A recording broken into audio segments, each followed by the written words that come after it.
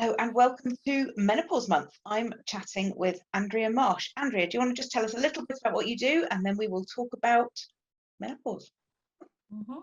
Hi, I'm Andrea from Cotswold Menopause. I help women alleviate their peri and menopause and post-menopause symptoms naturally and effectively. Awesome.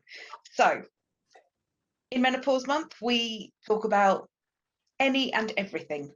So what did you want to talk about today? Well, I thought I'd go back to my start, and I spent the last month thinking about my menopause, mainly reflection because I've just turned 50 and I've still got regular periods, but I have had so many of the menopausal symptoms, predominantly about 4, 5, 6 years ago and not now. So it really makes you go back and reflect. And I don't know if you knew, but I didn't know, because I know International Menopause Day is on the 18th, but the 11th was, World Perimenopause Day. So I did know that, but it's a very new one, that. Yeah, I didn't know. So anyway, it all ties together. So this month, we're very much looking at the perimenopause and ignoring the dogs.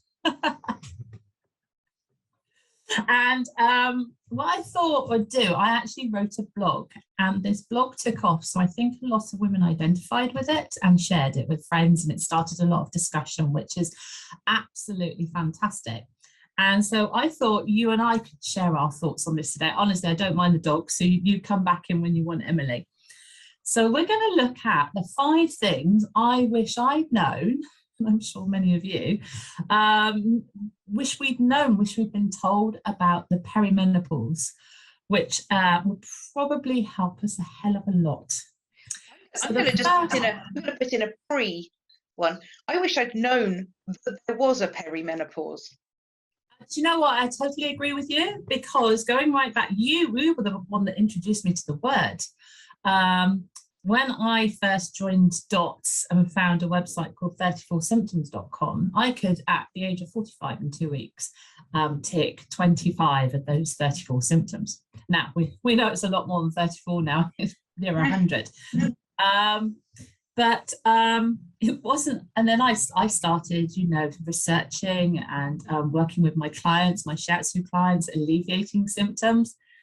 It wasn't until I'd been doing this for nearly 2 years that I came across the word perimenopause and yourself. And I was like, oh, so there's a word for this. And that's me who's done a load of research. So I commend any women that have found us under the banner of perimenopause, because I didn't know it existed.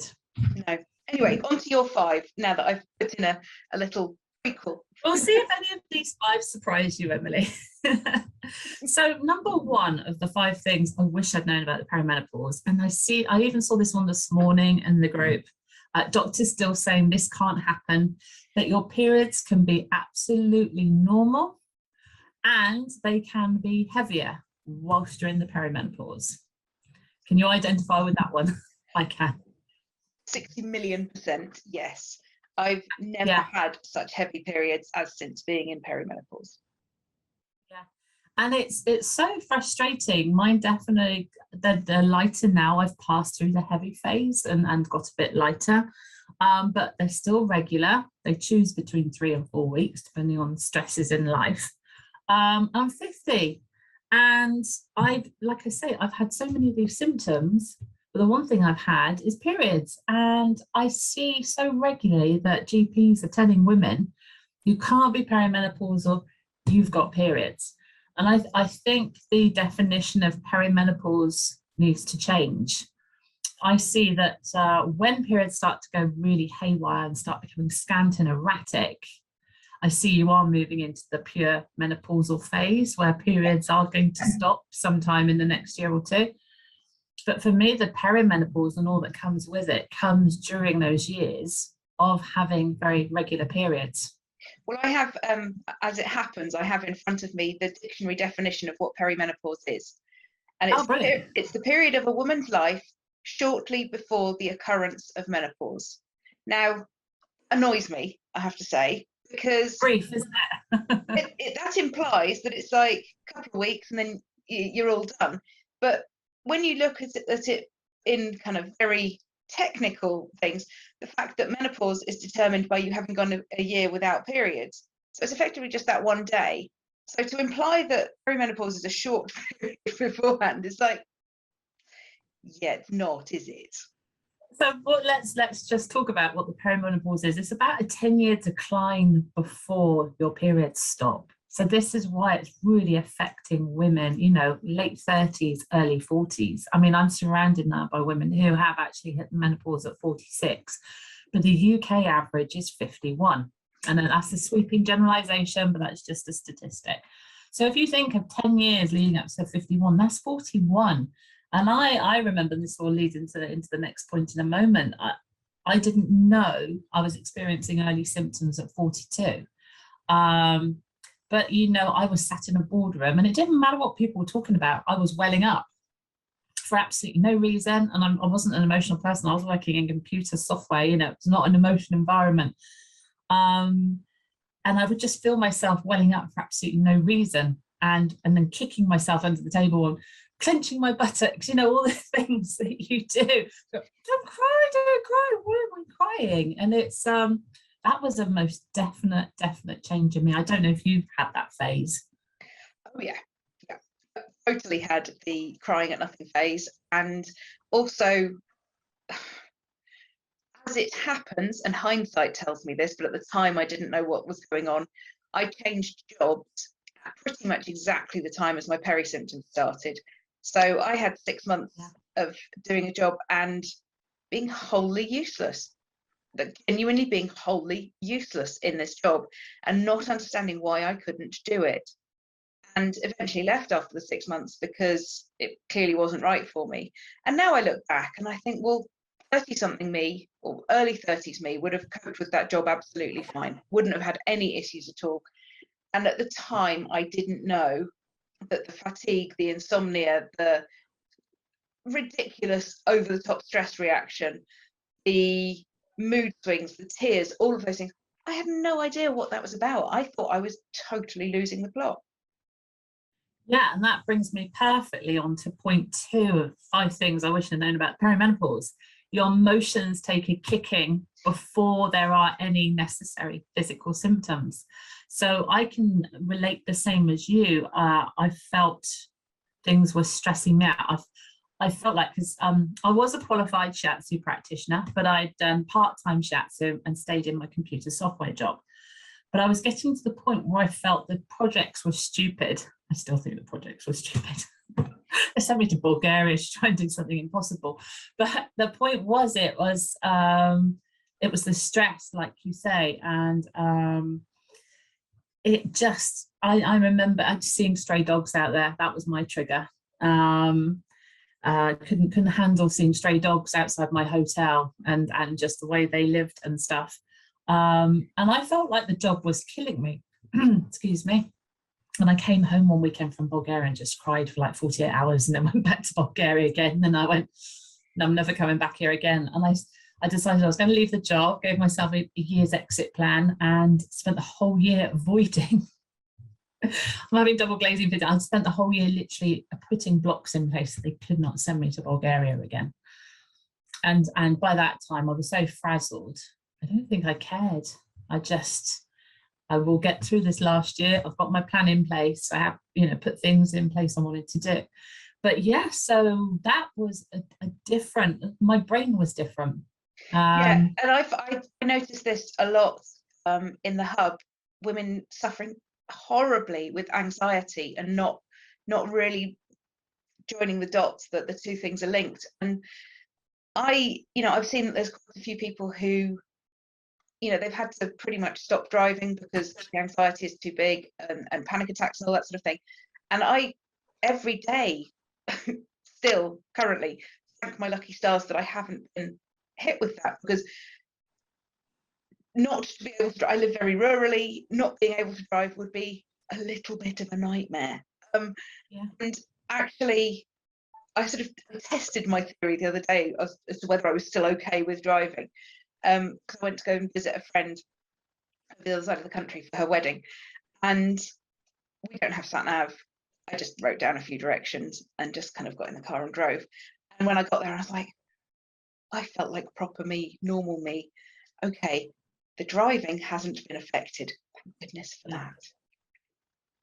That's interesting, actually, because I was always not a sat nav person, and now I wouldn't go anywhere without a sat nav, because if I make a mistake or a road is wrong, the anxiety literally just goes whoosh in me. Or probably more stress. It's like I just can't handle the stress of a problem in the car. I'm having fun with driving the car.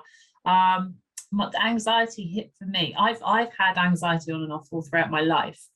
Always in work situations, and I can think of it as far back as that first Saturday job as a kid. And we didn't have the word anxiety when we were younger, so it was stomach cramps and, feeling sick and things. But really now it all comes under the symptom set of anxiety.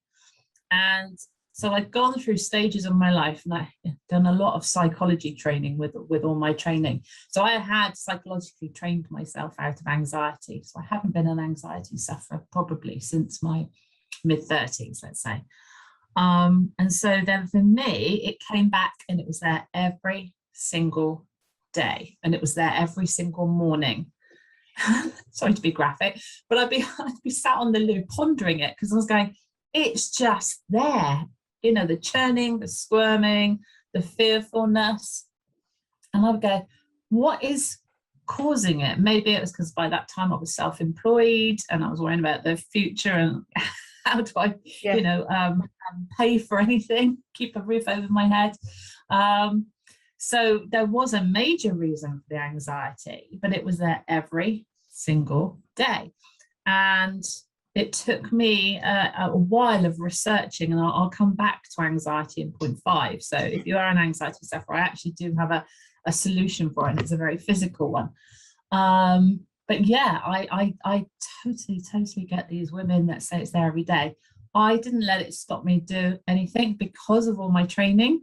I knew how to handle it. I got it, but I knew how to handle it, which meant it didn't stop me doing anything. And in fact, I remember I think it was my 44th or 45th birthday. I was like, Andrea, grow a pair and go to networking, because I'd spent a year being self-employed and not talking to anyone. And I was like, I have to start networking. So I know I was lucky enough, and I do feel myself lucky enough, I was able to get over it. Yeah. But what that kind of leads into nicely is point 3 of the 5 things to know. And that is that when you start experiencing symptoms, you don't necessarily have a hot flush or a night sweat or anything that people go, oh, you've got the menopause. And this is a little bit of Chinese medicine that Emily knows quite well now. And that is that anxiety and fatigue and muscle aches and brain fog and a whole host of other symptoms, those are just the principal ones, all fall into a cold symptom set, not a hot symptom set. So the hot symptoms, like the typical hot sweaty ones, very, very much associated to literally when your periods have stopped and your estrogen has nosedived, and it's having a knock-on effect to your cardio system and giving you hot flushes. Roll forward quite a few years into your perimenopause, and none of that's going on. It's more to do with a fatigue of your adrenals, which allows the anxiety to manifest, take hold, and for some women developing something more like a panic disorder. Other women might just feel it as though they want to get out of bed but don't feel refreshed, and their body is tired and achy. Waking up at 4 a.m. with the swirling mind, thinking about all the worst things in the world that can happen. Brain fog. All of these things are actually cold symptoms. So you might be sat there shivering with your 4 layers on and seeing the doctor going, there's something wrong with me. There's something really wrong with me. I've got all these symptoms, which actually, if you list them all out and take them to the doctor, they will take you down the avenue of depression. And it's a very strong person that goes, I know I'm not depressed. Yeah. If you're just looking for an answer and you haven't got a clue, and the doctor's saying, well, you're depressed, a lot of women will take that diagnosis because it's come from a doctor. Well, I had one doctor along the way who I gave her my list of symptoms, and she reached into her drawer, got out the well-being leaflet and said, you are stressed, you can self-refer. And then went back to the computer, and I'm like, self-refer where? The well-being service. So I self-referred to the Wellbeing Service like a good girl, because obviously, you know, I do as I'm told. And I've had to watch a series of webinars about stress. Yeah. And I learned, now I hope you're sitting down for this because this is pretty big news. To manage stress, you should exercise more. I was training for Ironman, and you should sleep better. Yeah, and it's normally when you see 5 or 6 things to help you breeze through the menopause, it's remove stress from your life, eat better, exercise well, and sleep well. Yeah, though those things are just so easy to do. Each one of those could be like a 3-hour seminar. Easily. But actually, what we'll put in there before we go on to number 4 is we'll do a 3B, and that's, and you're the perfect example of that. It's not about exercising more, it's about doing the right exercise. Yes, and this age-old adage that exercise is always good and therefore more exercise is more gooder, intentional bad English, is just so harmful when we're going into peri, when our hormones are all over the place. More exercise really is not the answer. As you say, finding the right exercise, and it may not be full-on cardio anymore. You might have like run and cycled and stuff through your 20s and 30s, and that might have suited you just fine. But you may well find that actually maybe your running and your cycling is getting slower, maybe it feels harder, maybe it's more difficult to get motivated, and actually it might be time to switch to something else. And that might be Pilates, it might be yoga, it might be dancing, it might be weightlifting. It doesn't matter, but it just may be time to switch. Yeah, it's less of the HIIT classes. I mean, I took up tennis at 40, and you were training, as you say, training for Ironman about the same age. Yeah. And what we don't realise is that as the hormonal change happens, that is an actual stress on the body. It's a stress on the adrenals. And also over-exercising or high-intensity exercise also stresses the adrenals, and it can be a direct cause of actually insomnia. So although you could be dog tired because you're physically worn out, you actually have put yourself in such a red alert state on your adrenals that actually you won't be able to sleep. And that's the paradox of exercise versus hormonal change. Yeah, which is incredibly important. Yeah, absolutely. And yeah, I have the t-shirt for having gone through that. Well, the poster girl, really, Emily. Yeah, but I was there. I couldn't. Most of my girlfriends were playing tennis 2 matches a weekend, and I could only manage 1 match a weekend, just because I was so exhausted from it. So it just meant I was so it was actually turned out I was really nutritionally poor, which I'll come on to as one of the other points. And something just went completely through my head, and I've forgotten it. No, it's gone. I thought, I'll mention that in a moment. Right, number 4. What's number 4?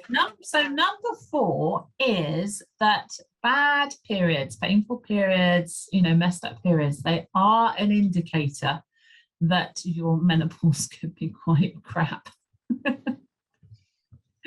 And we're always told, if you've got this or that wrong with your period, that it's not perfect, but nobody has actually really, have they helped us have good periods?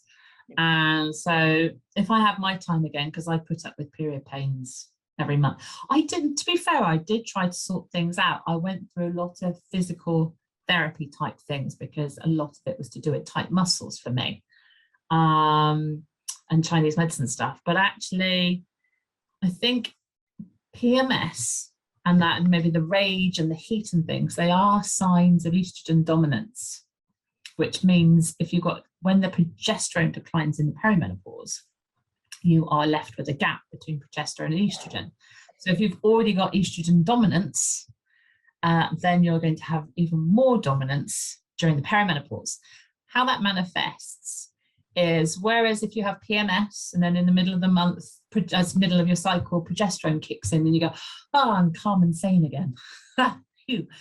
What happens when the progesterone declines is that each month of your period, you don't get that calmness kicking in every month, and it leaves you in that higher and higher alert state, whether that be anxiety or rage, or you want to kill everybody, and it just goes on for more days a month than it used to. Those are some of the kind of attributes towards estrogen dominance. And this is a stage that if you're in estrogen dominant, and it's not necessarily good estrogens, it could be toxic ones from food, that think seriously about HRT, because HRT is estrogen predominantly, unless you've had it balanced up with some progesterone. So what women don't realize in that time is you might not want to add in more estrogen when you're in a time of estrogen dominance. And that was all very, very enlightening for me, because it turns out due to stress can make you estrogen dominant as well, because it holds on to body fat, and estrogen loves sitting in body fat. That actually I've been estrogen dominant all my life. And that's not healthy. It's not healthy. No. So yeah, I'm not a hormones expert in that respect, but I do know that since I've learned all this myself, that with supplementation and changing the way I eat, I've actually probably boosted my progesterone. And so my estrogen dominance isn't so noticeable. So ironically, now I'm at 50 with regular healthy periods and no symptoms. Whereas 5-6 years ago, or even 8 years ago, I was in pretty bad shape. Yeah. So you can turn these things around. You don't have to live with these things. So that brings us to number 5, I think. Does, yeah, the countdown is on. So number 5 leads on from what when we were talking about cold symptoms. So again, this is a little bit of the Chinese medicine I do. Heat symptoms fall into excess. We've got too much. That's very hot. When you've got heat symptoms, you take stuff out of the body. So this is why we might say, less sugar, and think about things like that. That's taking things out of the body to take away heat symptoms. A lot of the perimenopause, as I said, are cold symptoms. And cold symptoms linked to something we call deficiency. And deficiency needs stuff put in the body. So if you're feeling really, really fatigued, definitely if you've got bad anxiety, low moods, low libido, aches and pains, all of these things are deficiencies. So they need something added in the body. Now, I was never a supplement taker. I was absolutely lousy. I'd buy something and somebody go, oh, you should have this supplement. And I'd take about 3 of them and go, I don't know why I'm taking them. And so I was that. And also Shiatsu taught us that we had everything within ourselves to heal ourselves. So I really, really stuck with that for a very long time. And then luckily a wise person said, yeah, you can apply that theory if actually you're in a healthy, balanced state to start with. And you go, and I was like, oh, putting that together with everything I found out about the nutritional depletion of the menopause, or perimenopause rather. And there's a very real reason for you feeling all these symptoms, and it's your body's fatigued and stressed, too much adrenaline is released, too much cortisol is released, and cortisol is our stress hormone.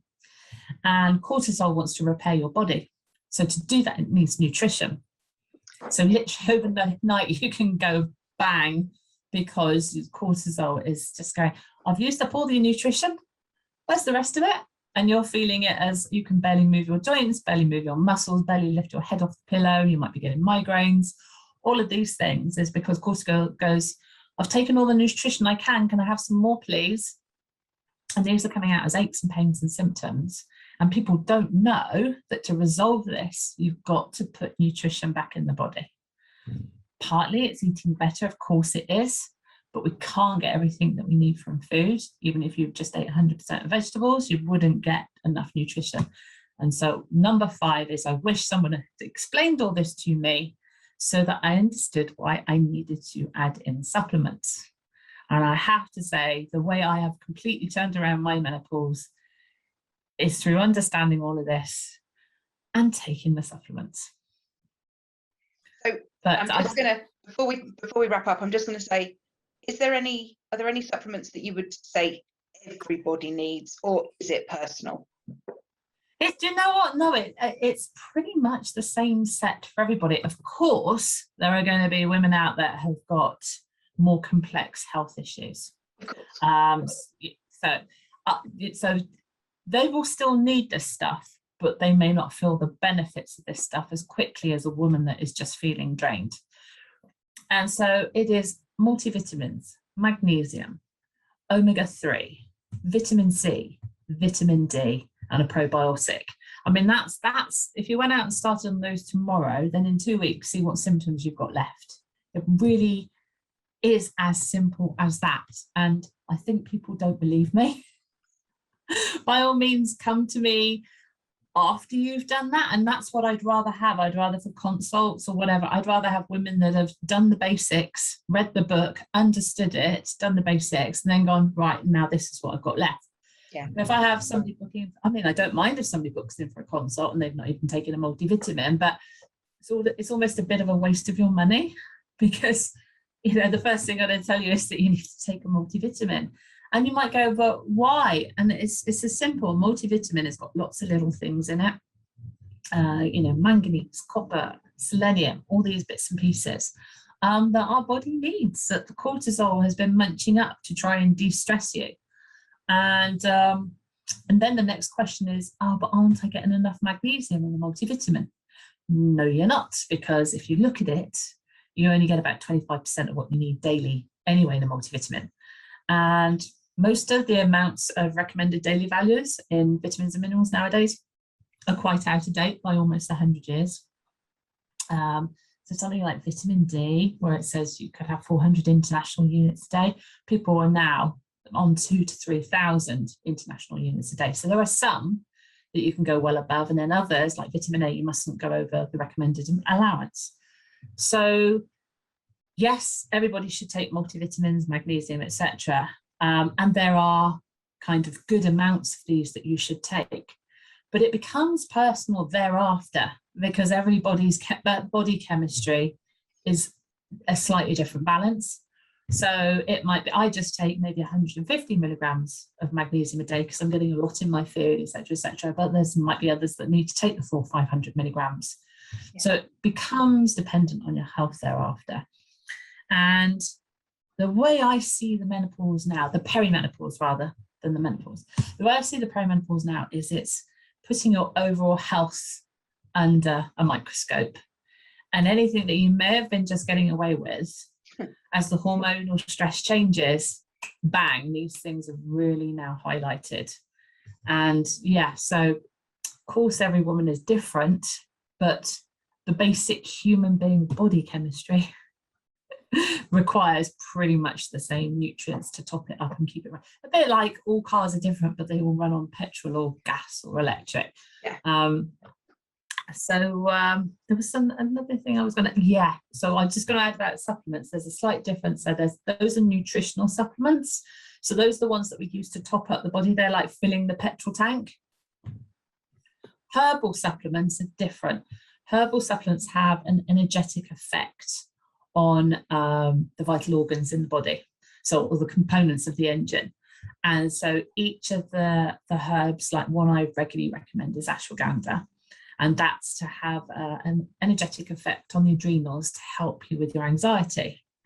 And then you hear about black cohosh and sage and various other herbs, and they're more likely having an effect on the liver, to help the liver cleanse better, to help with heat. Those are more to do with heat symptoms, those ones.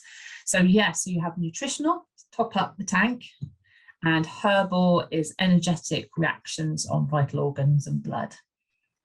Awesome. Right. Well, I think I better go and buy multiple. I wish I'd known all that. Yeah. Awesome. Thank you so much, Andrea. I was going to say, it's like somebody should have written a book on it. So I know. It's fun, right? So yeah, so I wrote a book on it. So if you're interested in anything I've got to say, check out cotswoldmenopause.co.uk, and I've got my book Understanding Your Menopause. I chose menopause, but really actually if you grab it in your perimenopause, it is going to set you up for now and beyond. So you can get it via the website, or you can get it on Amazon in your own local marketplace. Perfect. Thank you very much, Andrea. You're welcome. See you, Emily.